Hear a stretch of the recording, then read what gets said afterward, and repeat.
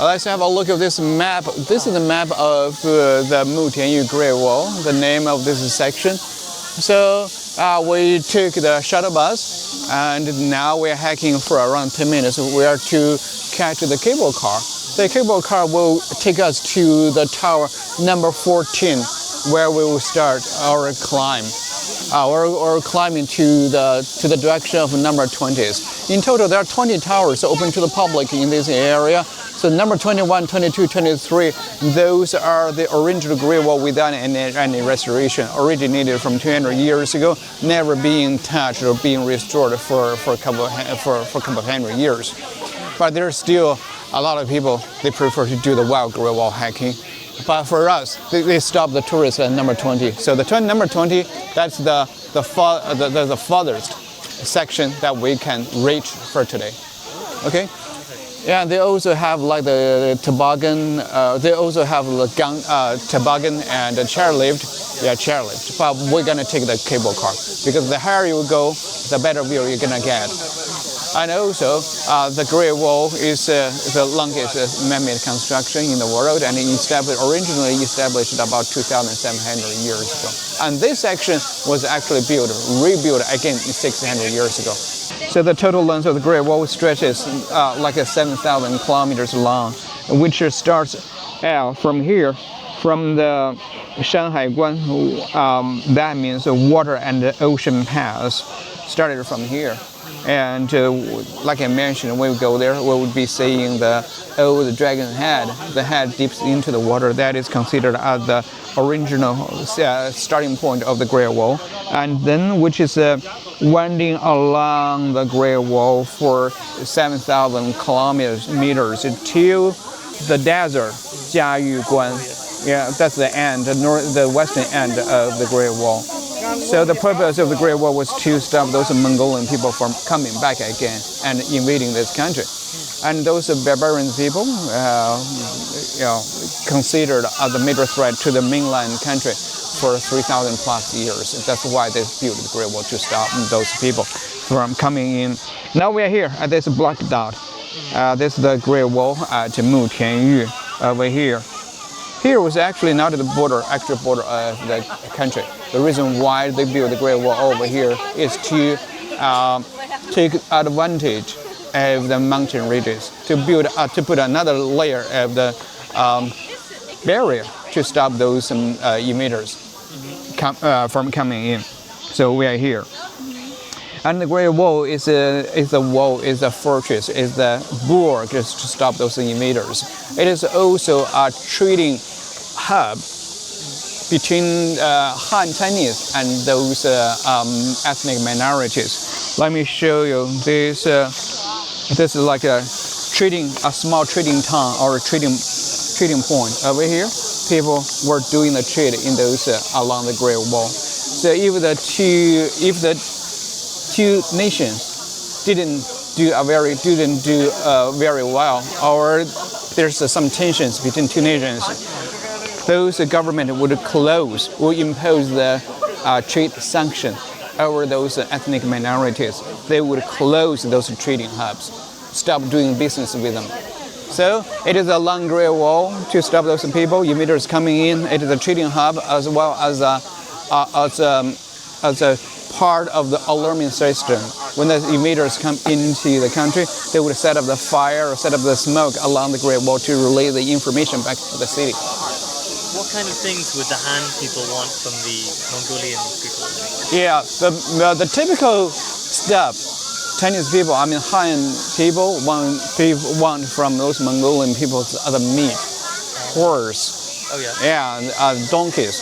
Those, the mules and all kinds of those animals stuff, because they have a lot of good horses out there from those ethnic minorities. The trade is like on the Great Wall, so the merchants had to go all the way up to the Great Wall. Actually, no, at the bottom of the Great Wall, or at the bottom of the mountain, where they set up the Great Wall. They set up the Great Wall at the small pass between the two mountainsides along this valley. Along the valleys, at the lowest point, they also built the Great Wall, as well as like a small town.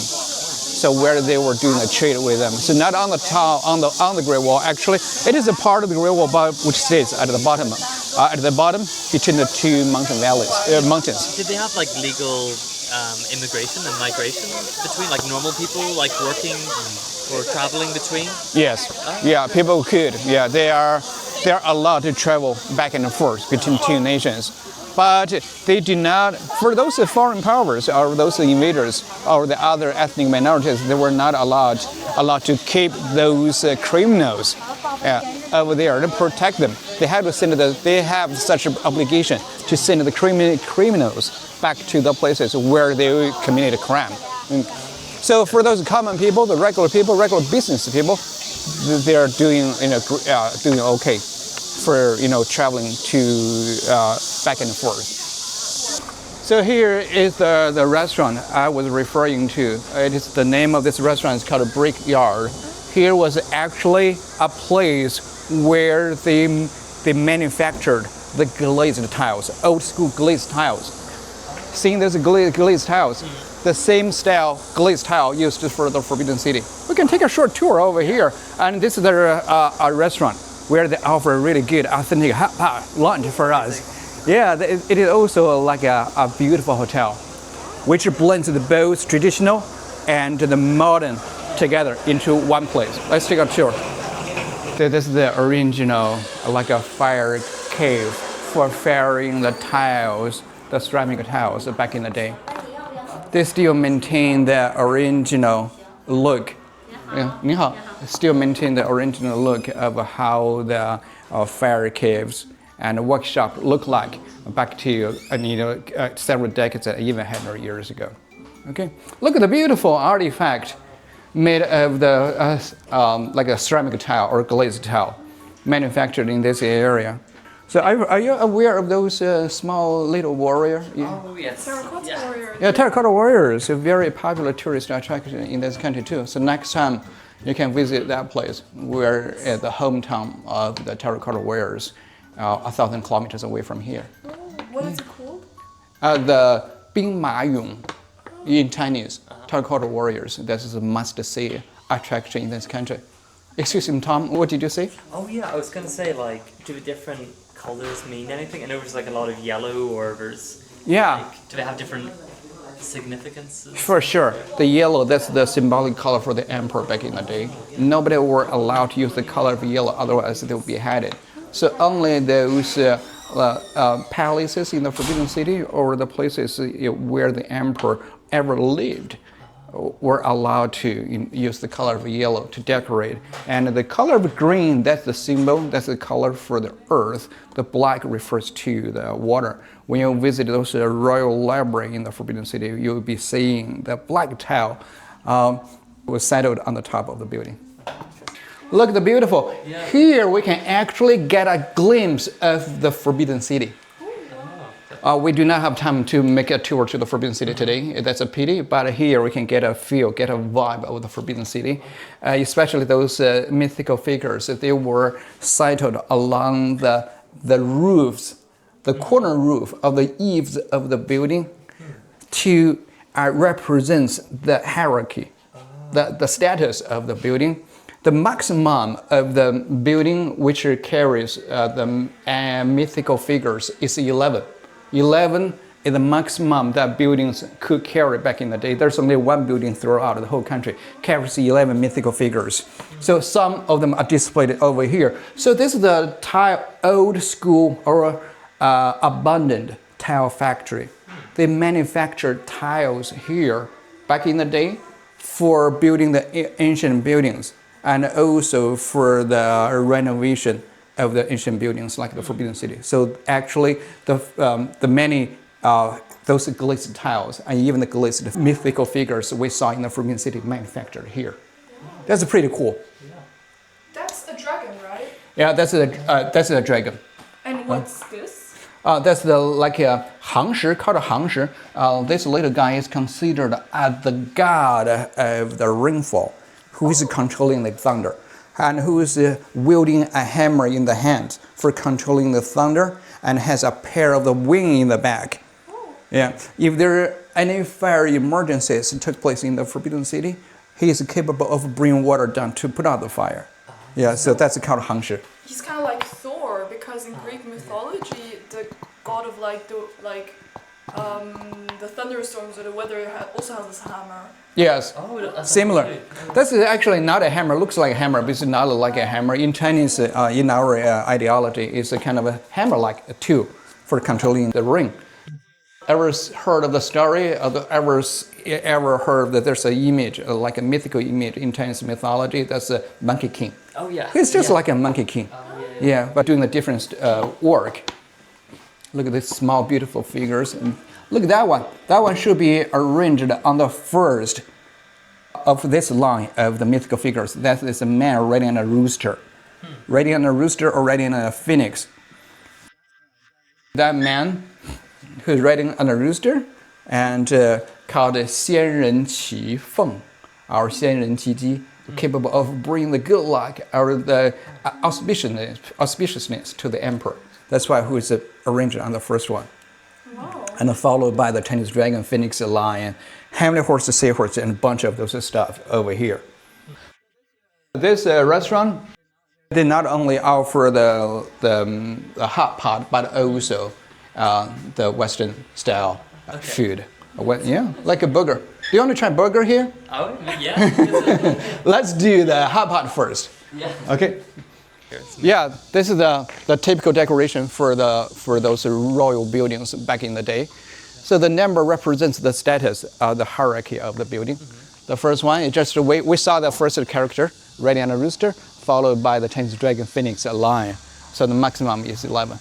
More higher rank, higher status. This is a nice spot. This is perfect. Yeah. So this is the traditional hot pot, decorated with the enamel ware. Enamel is kind of a famous handicraft work in Beijing. Has a history for a couple of 100 years. Actually, which is the enamel work, our clothes name, is originated from France, from Europe, and which is then developed and mixed, blend with local techniques, and make it a very popular handicraft work in Beijing. We went up to the number 20s, which stays right next to those characters. Yeah, right next to the characters. And the characters, the Great Wall, next to the characters on that side are the original Great Wall, constructed 600 years ago without any restoration. But you're not able to go there. We are able to, but you need to detour a little bit, hiking on those small trail, and then there's the access to get on those wild sections. Very beautiful, very totally different vibe from those restored sections. Yeah. How long does it take to get to the not restored sections? I would say like 2 hours, wow. 2 or 3 hours from here. 2 hours, yeah. So you'll be seeing the walls constructed 600 years ago without any restoration. So the bushes are so overgrown. The trees come out of in the middle of the Great Wall. That's so amazing. This is the mutton, and that's a sesame cake. You are supposed to, just sprinkle a little bit of the coriander. There you go. Thank you. And also the onion chives. So by the way, what would you like to drink? Beer, water? Water is fine. Water is fine? A coffee would be amazing. Okay, coffee. Yeah, they do have the coffee. Yeah. Okay. I've been practicing with the chopsticks before we came. Yeah. Okay. We came from Japan as well. Exactly. So we were Yeah, so you're good with the chopsticks. You don't need those fork or kind of stuff. Yeah. Okay, go ahead. How do you... Yeah, just pick it up. Or Yeah, you can just wash off your chopsticks in your own soup, and put. I guess beef is okay. Beef is safe, yeah. This is the mutton. That is beef.